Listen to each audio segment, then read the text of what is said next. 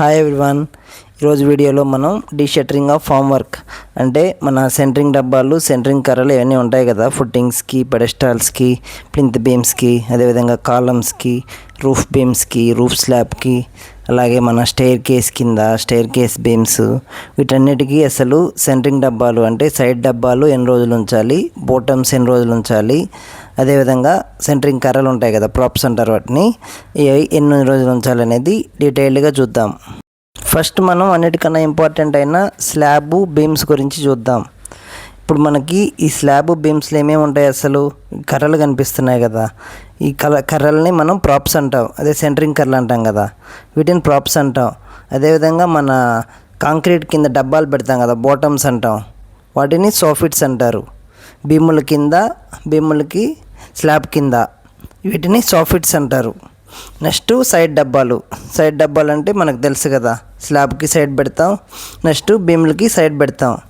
Okay, first మనం side డబ్బాలు చూసుకుంటే మనం స్లాబ్కి కానీ బీములకు కానీ 16 నుంచి 24 గంటలు అంటే ఒక రోజు తర్వాత తీసేయచ్చు. నెక్స్ట్ కింద సోఫిట్స్. సోఫిట్స్ అంటే చెప్పుకున్నాం కదా, కింద బాటమ్ డబ్బాలు.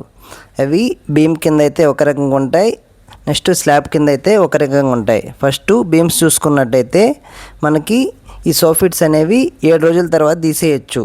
ఈ సోఫిట్స్ తీసేయడం అంటే కింద ఉండే ప్రాప్స్, అవి సెంటరింగ్ కర్రలు ఉంటాయి కదా, ఆ సెంటరింగ్ కర్రలు తీయకూడదు.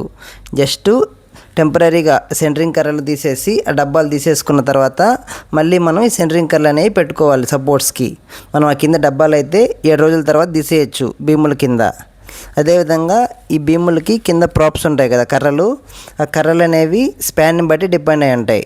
మన బీమ్ అనేది 6 మీటర్లు అంటే ఒక 18 ఫీట్లు ఉందనుకోండి, 18 ఫీట్లు ఉంటే 14 రోజుల్లో తీసేయచ్చు ఆ కర్రలు అనేవి. అదేవిధంగా మనకి స్పాన్ అనేది 18 ఫీట్ల కన్నా ఎక్కువ ఉంటే 21 రోజులు అనేవి కింద సెంటరింగ్ కర్రలు అనేవి ఉంచాలి. అర్థమైంది కదా, కన్ఫ్యూజ్ అవ్వద్దు.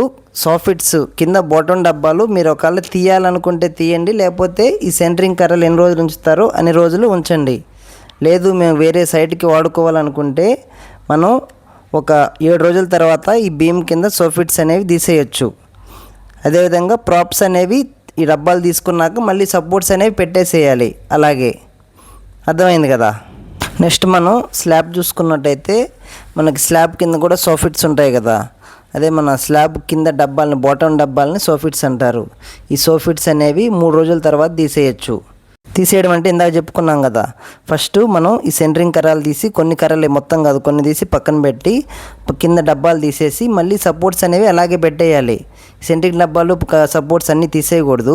ఈ 3 రోజుల తర్వాత ఓన్లీ బాటమ్ డబ్బాలు ఒకటే తీయాలి, ఎందుకంటే మన కాంక్రీట్ అనేది కొంచెం సెట్ అయింది కాబట్టి ఇంకా డబ్బాలు సపోర్ట్ అనేది అవసరం లేదు. ఆ డబ్బాలు తీసేసి మళ్ళీ కింద సెంటరింగ్ కర్రలు లేదా ప్రాప్స్ అనేవి మళ్ళీ అలాగే పెట్టేసేయాలి. ఇప్పుడు మనకి ఇక్కడ స్టీల్ రాడ్లు కనిపిస్తున్నాయి కదా, రాడ్ల కింద డబ్బాలు ఉన్నాయి కదా, ఈ డబ్బాలనే మనం సాఫిట్స్ అంటారు. సాఫిట్స్ అంటే ఏవో అనుకోకుండా వేరేవి, కింద బాటమ్స్ అంటారు కదా, బాటమ్ డబ్బాలు, వాటినే మనం సాఫిట్స్ అంటారు. వీటిని మనం 3 రోజుల తర్వాత అయితే తీసేయచ్చు స్లాబ్ కింద. నెక్స్ట్ మన ప్రాప్స్ కింద సెంటరింగ్ కర్రలు ఉంటాయి కదా, ఈ సెంటరింగ్ కర్రలు అనేవి స్లాబ్ స్పాన్ మీద డిపెండ్ అయి ఉంటాయి, అంటే స్లాబ్ పొడవు మీద.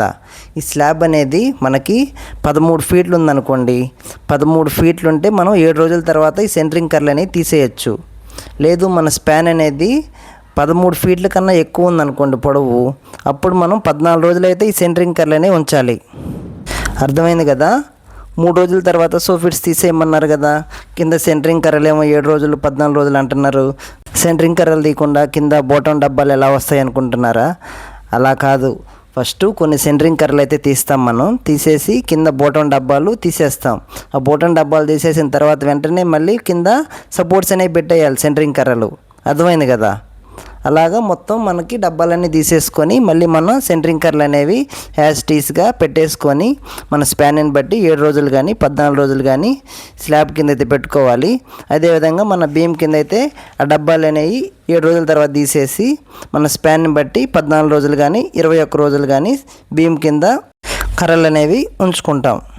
క్లియర్ కదా, కన్ఫ్యూజ్ అవ్వద్దు. మళ్ళీ మనం జనరల్గా ఏం చేస్తాం, స్లాబ్ వేసిన తర్వాత కింద సైడ్ బీమ్కి సైడ్ డబ్బాలు కానీ, బాటమ్స్ కానీ, నెక్స్ట్ స్లాబ్ కింద డబ్బాలు కానీ, సెంటరింగ్ కర్రలు కానీ మొత్తం ఒకేసారి తీసేస్తాం.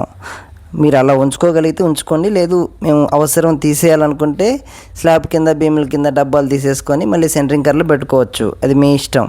మీరు తీసేయాలనుకున్న వాళ్ళకి ఇలా ఉపయోగపడుతుంది ఇది.